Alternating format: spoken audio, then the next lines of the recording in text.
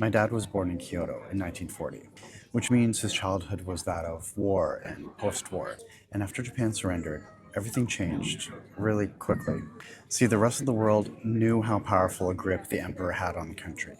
And so what they did is they turned him into a human. So the emperor's gates that once meant do not enter now were open. Anyone could enter. And obviously at that time, my dad wouldn't have understood the politics of what's going on, right? He wasn't thinking about US occupation, he was just being a kid in Kyoto. And so now, suddenly, for the first time in forever, the gates are open. And he and his friends could go in and play in all the places that were forbidden, places that adults still approached very reverently. And so what did my dad do?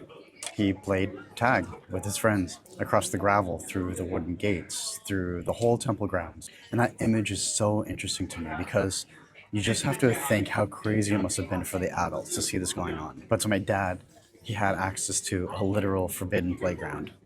And eventually, those places did become restricted again. The reverence returned, and the gates meant gates again. But there was one moment in time where these kids could literally play amongst royalty. And I think it's really interesting because, people always say, oh, that was a once in a lifetime experience, but this was literally a once in a lifetime experience.